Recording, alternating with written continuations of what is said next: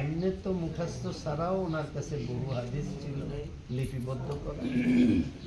এই বুখারী শরীফ লিখতে যাইয়া আমি সাহেব যেটা বলছেন, যদি অজু গোসল করতেন, ধ্যানে বসতেন, এগুলা একেবারেই সত্য কথা।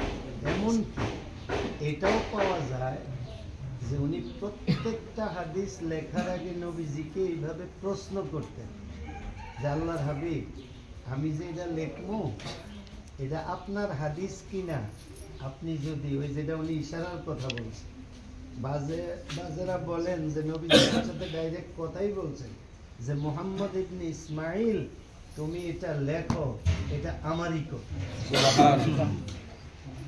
এই বুখারী শরীফ সম্পর্কে এই কথাটা প্রসিদ্ধ আছে যে প্রত্যেকটা হাদিস লেখার আগে নবীজির সাথে ওনার কথা হচ্ছে। রওজা মুবারক থেকে নবীজি ওনার সাথে কথা বলছেন। এরকম নবীজি অনেকের সাথেই কথা বলছেন। বাকি আমার মনে হয় মুহাদ্দিসিনদের মধ্যে সবচেয়ে বেশি নবীজির সাথে কথা হযরত ইমাম বুখারী রহমতুল্লাহ আলাইহির সাথে হয়েছে।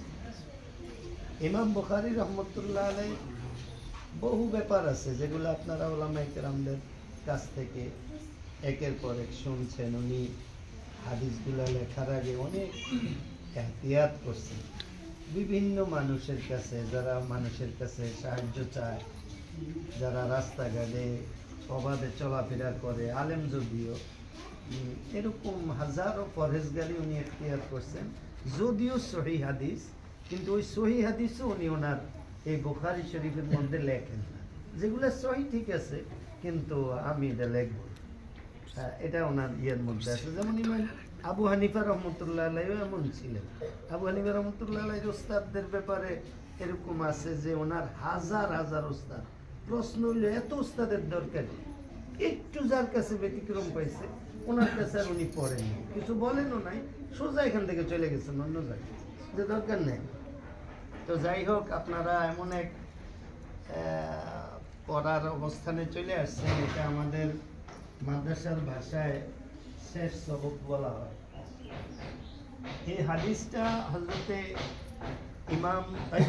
আবু হুরায়রা রাদিয়াল্লাহু তাআলা আনহু, আমাদের নবীজির একজন সাহাবী, যিনি নবীজির সবচেয়ে বেশি হাদিস যার থেকে নকল হয়েছে।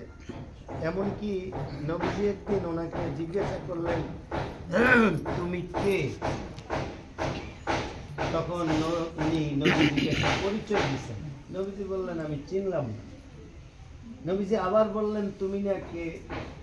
তখন এই হযরতে আবু হুরায়রা রাদিয়াল্লাহু তাআলা আনহু বললেন, আল্লাহর হাবিব, আমি তো আবু হুরায়রা, ওই যে আপনার কাছ থেকে হাদিস জানি, পরে জিনিয়া মানুষকে জানাই দিয়ে আসি, আমি সেই আবু হুরায়রা। যাই হোক, এটা আরেকটা ঘটনার কারণে। যাই হোক, আবু হুরায়রা রাদিয়াল্লাহু তাআলা আনহুর হাদিসের মধ্যে সবচেয়ে বড় দখল, উনি বড় দখল নকলের ব্যাপারে। বাকি ওনার চেয়ে বড় মুহাদ্দিস আছেন, যেমন মুগীরা ইবনে শুবা রাদিয়াল্লাহু তাআলা আনহু, ওনার চেয়ে বড় সাহাবীদের মধ্যে এলেমের ব্যাপারে, এই হাদিস সম্পর্কে ওনার আরো জ্ঞান বেশি। এটা মুহাদ্দিস উলামায়ে কেরামরা আছেন, ওনারা জানেন। বাকি হাদিস নকলের ব্যাপারে হযরতে আবু হুরায়রা রাদিয়াল্লাহু তাআলা আনহু বেশি ইয়া করছেন। বাকি আবু হুরায়রা রাদিয়াল্লাহু তাআলা আনহুর হাদিসটা এখানে আনতে হবে কেন? অন্য কারো থেকে নকল কোনো হাদিস আনলেও তো উনি করতে পারতেন, যেহেতু ওনার চেয়ে বড় কেউ আছে। এটা আনার কারণ হচ্ছে, আসলে ওনার হাদিসটা এমন একটা ব্যাপার যে বুখারী শরীফের প্রথম হাদিসের মধ্যে একটা আমলের কথা আছে। তো এই আবু হুরায়রা রাদিয়াল্লাহু তাআলা আনহু থেকে যে হাদিসটা, যেটা শেষ হাদিস আনাইছে, এটাও একটা আমলের কথা। নবীজি বললেন, আমি তোমাদেরকে যে একটা আমল বলি, এই তাসবিহ যদি তোমরা পড়ো, এটা জবানে উচ্চারণ করা খুব সহজ, কিন্তু আখিরাতে যখন নেক তোমাদের হিসাব করা হবে, ওখানে এটা খুব ভারী হবে, এটা খুব ওজনই হবে। এখানে অনেক কথা আছে যে ওজন কিভাবে দিব, আল্লাহ কিন পাল্লি লটকাইব, এটি আপনাদের বোঝার দরকার নেই। আপনারা মহিলা মানুষ, মহিলাদের এলেম একটু কম হওয়া ভালো, বুঝছেন? মহিলাদের কম হওয়া ভালো মানে কি, মহিলারা মানুষের ঘরে, স্বামীর ঘরে থাকবো, এই স্বামীর ঘরে থাকা মানুষের যারা অধীনস্থ থাকবো, তাদের জ্ঞান কম থাকা লাগে। তাদের জ্ঞান যদি বেশি হয় তাহলে স্বামীর ঘর করা যায়, স্বামীগো জ্ঞান বেশি লাগে, কারণ আপনাকে মতো মানুষের বুঝে এত রাখতে হইব। এই জন্য এই হাদিস সব কিছু স্বামীরা বেশি বুঝেন, আপনারা একটু কম বুঝেন, আপনারা সহজটা বুঝেন। যে নবীজি হযরতে আবু হুরায়রা রাদিয়াল্লাহু তাআলা আনহু বলেন, নবীজি বলছেন قال النبي صلى الله عليه وسلم كلمتان حبيبتان إلى الرحمن। দুইটা কালেমা আমি তোমাদেরকে বলতেছি, যে দুইটা কালেমা আল্লাহ পাকের কাছে খুব পছন্দ। খাফিফাতান আলাল লিসান,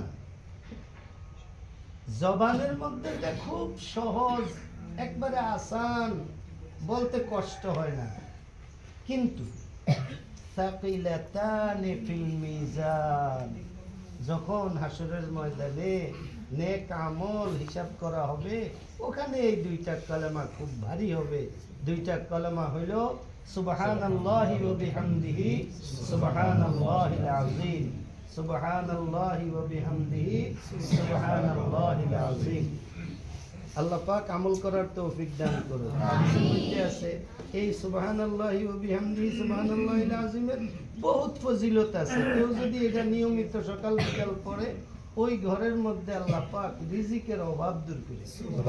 যারা এই সুবহানাল্লাহি ওয়া বিহামদিহি সুবহানাল্লাহিল আযীম দুনিয়াতে উপকার, যে তার অভাব অনটন আল্লাহ দূর করে দেয়, রিজিকের ব্যবস্থা করে দেয় আল্লাহ পাক। এই আরেকটা কথা বলে শেষ করি। এনে আপনাদের প্রশ্ন হইতে পারে, পরে হুজুর করে জিজ্ঞাসা, হুজুরে আবার এটা কি কইল যে আমাকে একটু এলেম কম দরকার। এই কম দরকার এটার কারণ হইলো, আপনারা মনে করেন যদি এলেম 100% দুনিয়ার থেকে থাকে, 90% পুরুষগো দরকার, আর শুধু 10% আপনাকে দরকার। কারণ হইছে আপনারা একটা নির্ধারিত জায়গায় থাকেন, আপনাদের বাহিরে খুব ঘোরাফেরার অনুমতি ইসলামে দেয়। যেমন বাজার করা, শাড়ি কিনন, জামা কাপড় কিনন, সব কিনন, এটি কিন্তু পুরুষের দায়িত্ব। যদিও এটি আপনারা আপনাকে হাতে নিয়ে নিছেন এখন, যে এটি আমরাই কিনতে, এটা কিন্তু আপনারা অনেক ভুলের মধ্যে আছে। বুখারী শরীফ পড়েন আর যাই করেন, আর দাওরাই হাদিস পড়া মেয়েদের তো বিয়েই টিকে না। কারণ হচ্ছে কি, বিয়ে আল্লাহ না করে হয়ে গেছে একটা গরিবের সাথে।